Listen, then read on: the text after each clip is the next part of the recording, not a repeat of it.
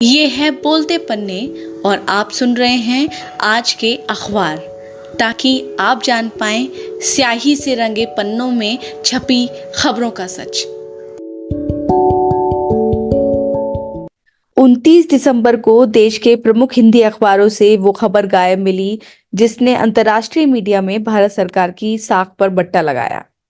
भारत को सभी लोकतंत्रों की जननी यानी मदर ऑफ डेमोक्रेसी कहने वाले नरेंद्र मोदी की सरकार पर आरोप लगा है कि उसने दो भारतीय पत्रकारों के आईफोन में पेगासस सॉफ्टवेयर प्लांट कराया। इस खबर को 28 दिसंबर को अमेरिका के अखबार द वॉशिंगटन पोस्ट ने प्रकाशित किया। इस खबर को हिंदी के अखबारों ने सिरे से गायब कर दिया और अंग्रेजी के सरकार समर्थित माने जाने वाले दो प्रमुख अखबारों ने अंदर के पन्ने पर लगाया, ताकि पाठकों तक खबर की अहमियत ही ना पहुंचे। आज के अखबार के इस एपिसोड में हम जानेंगे कि सबसे सुरक्षित माने जाने वाले आईफोन में यह जासूसी का सॉफ्टवेयर कथित रूप से क्यों प्लांट हुआ और भारत सरकार पर लगे इस गंभीर आरोप के मायने क्या हैं, और इस मामले में भारत में जो कवरेज हुई है वो आखिर कैसी है। नमस्कार, मैं हूं शिवांगी और शुरू कर रहे हैं आज का सफर। वीडियो में सबसे पहले बात कर रहे हैं वॉशिंगटन पोस्ट के साथ एमनेस्टी इंटरनेशनल सिक्योरिटी लैब ने संयुक्त रूप से जो इन्वेस्टिगेशन की उसकी 28 दिसंबर को प्रकाशित हुई रिपोर्ट में क्या कहा गया है।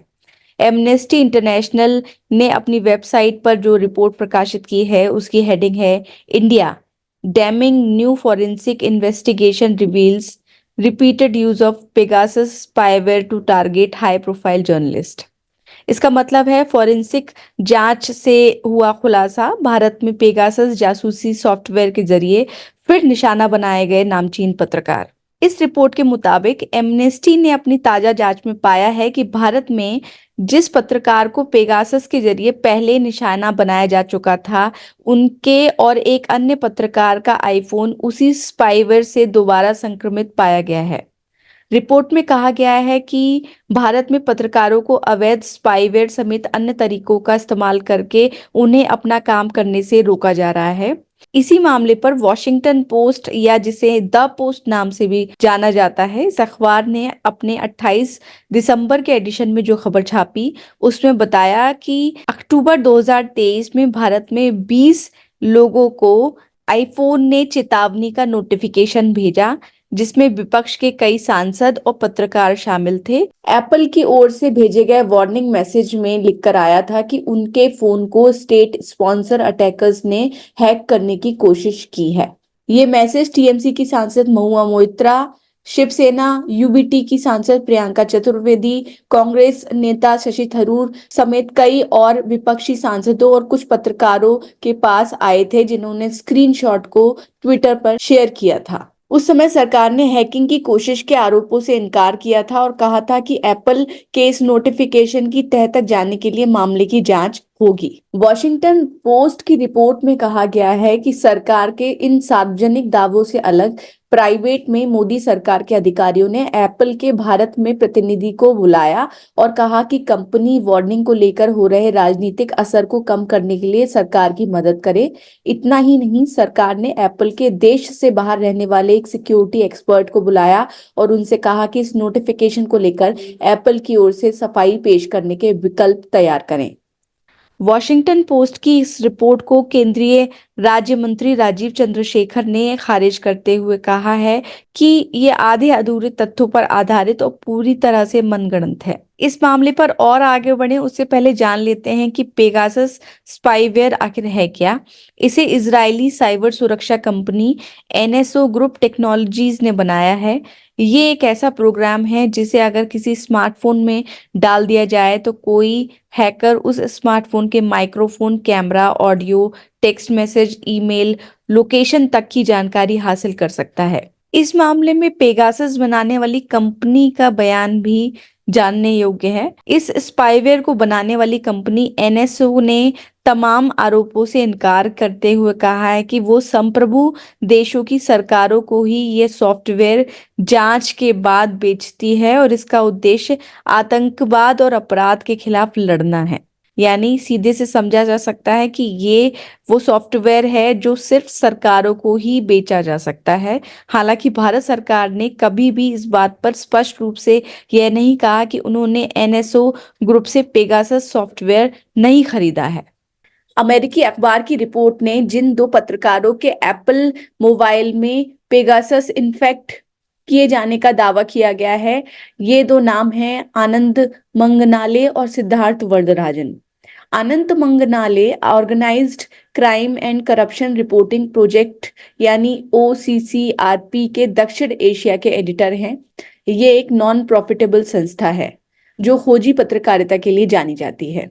दूसरी ओर आनंद वरदराजन द वायर नामक एक न्यूज वेबसाइट चलाते हैं जो स्वतंत्र पत्रकारिता के लिए जानी जाती है। और सिद्धार्थ वरदराजन वही पत्रकार हैं जिनके आईफोन में पहले भी पेगासस इंस्टॉल किए जाने का मामला सामने आया था। अब बात यह है कि आनंद मंगनाले और सिद्धार्थ वरदराजन के फोन में ही ये क्यों इंस्टॉल किया गया, इसको लेकर द वॉशिंगटन पोस्ट ने अपने रिपोर्ट में दावा किया है कि इस साल 23 अगस्त को आनंद मंगनाले की organized crime and corruption reporting project ने अदानी समूह को लेकर एक स्टोरी की। इस खबर में आरोप लगाए गए थे कि टैक्स हेवन कहे जाने वाले मॉरिशस के दो फंड 2013 से लेकर 2018 तक अदानी ग्रुप की 4 कंपनियों में पैसा लगाया और इनके शेयरों में खरीद फरोख्त की थी। इस संस्थान ने अदानी समूह को उसका पक्ष जानने के लिए एक ईमेल किया था और ये ईमेल 23 अगस्त को किया गया था और इसके 10 दिन के बाद इस खबर को प्रकाशित किया गया, जिसके बाद अदानी समूह की कंपनी को लेकर बहुत सारी चर्चाएं शुरू हो गई। आनंद मंगनाले के फोन का एमनेस्टी इंटरनेशनल ने फॉरेंसिक एनालिसिस किया जिसमें पता लगा कि अदानी समूह पर लिखी स्टोरी पर उनका पक्ष जानने के लिए जब इस संस्थान ने ईमेल कंपनी को किया था, उस ईमेल के 24 घंटे के भीतर ही आनंद मंगनाले के फोन में एक पेगासस सॉफ्टवेयर डाल दिया गया था।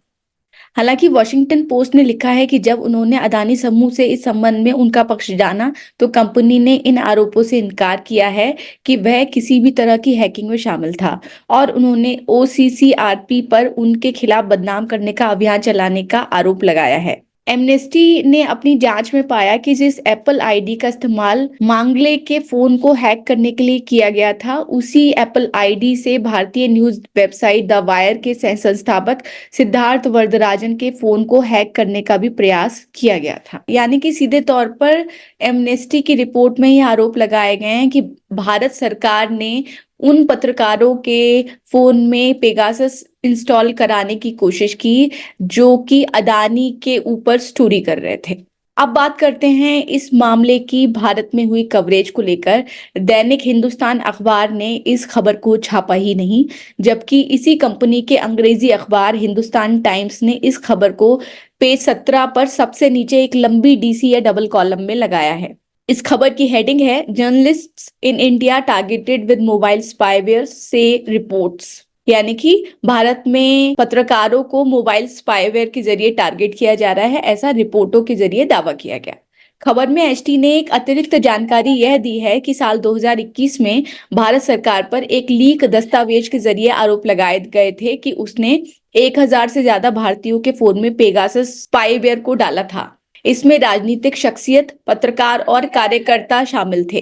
अखबार ने लिखा कि तब भारत सरकार ने किसी भी तरह की अवैध निगरानी करने के आरोपों से इनकार कर दिया था और साथ ही HT ने यह भी लिखा कि इस मामले में चली जांच में केंद्र सरकार ने सुप्रीम कोर्ट का सहयोग नहीं किया था और इस जांच की फाइंडिंग्स आज तक सार्वजनिक नहीं की गई हैं। अब बात करें अंग्रेजी के एक और बड़े अखबार द टाइम्स ऑफ इंडिया की, तो इस खबर को सरकार की प्रतिक्रिया के एंगल से इस अखबार ने पेज नंबर 11 पर 3 कॉलम में लगाया है।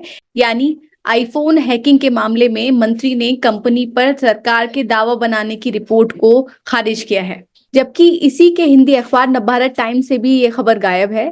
टाइम्स ऑफ इंडिया अखबार की खबर में एक अतिरिक्त जानकारी यह दी गई है कि अक्टूबर 2023 में अपने अलर्ट मैसेज के बाद एप्पल ने एक बयान जारी किया था जिसमें बताया गया था कि वे यह जानकारी सार्वजनिक नहीं कर सकते कि किन कारणों के चलते उन्हें यह मैसेज अपने यूजर्स को भेजना पड़ा जिनकी सुरक्षा से सरकार समर्थित हैकिंग में समझौता हुआ होगा।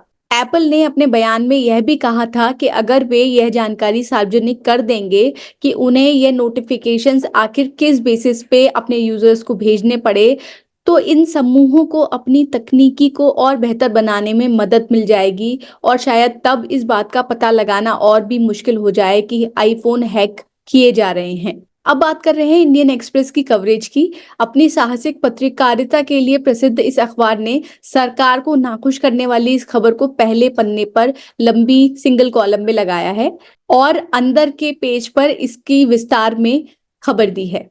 लेकिन चौंकाने की बात यह है कि इसी के हिंदी अखबार जनसत्ता से ये खबर गायब है। ऐसे में आप पाठकों और दर्शकों को ये पैटर्न समझना होगा कि जो कंपनी अपने अंग्रेजी अखबार में वे खबरें दे रही हैं जो सरकार को नाखुश कर सकती हैं या जो जनता को जाननी चाहिए, वैसी खबरें वे हिंदी के पाठकों की पहुंच से दूर कर दे रही हैं। इंडियन एक्सप्रेस की कवरेज पर फिर से लौटते हैं। हेडिंग है Pegasus used recently to target phones of 2 journalist, Amnesty post. खबर में बताया गया है कि इस साल अक्टूबर में कई पत्रकारों और विपक्षी राजनीतिक दलों के नेताओं को एप्पल कंपनी ने अपने आईफोन पर चेतावनी जारी की थी। इसके बाद 2 पत्रकारों ने जांच कराने के लिए एमनेस्टी को अपना फोन सौंपा था। इसी की जांच के आधार पर वॉशिंगटन पोस्ट ने ये खबर चलाई है। अंग्रेजी के दूसरे प्रतिष्ठित अखबार द हिंदू ने इस खबर को पहले पन्ने की सेकंड लीड बनाया है। हेडिंग है Pegasus spyware found in journalist phone after Apple alert, यानी एप्पल के अलर्ट के बाद पत्रकारों के फोन में पाया गया पेगासस स्पाईवेयर। और बात करें हिंदी के 2 प्रमुख अखबार अमर उजाला और दैनिक जागरण की, तो इन दोनों अखबारों ने भी इस खबर को गायब कर दिया है, जैसा कि मैंने अपने इंट्रो में बताया था। तो ये थे अखबारों की प्रमुख खबरें। उम्मीद है कि ये वीडियो आपको पसंद आया होगा। नमस्कार।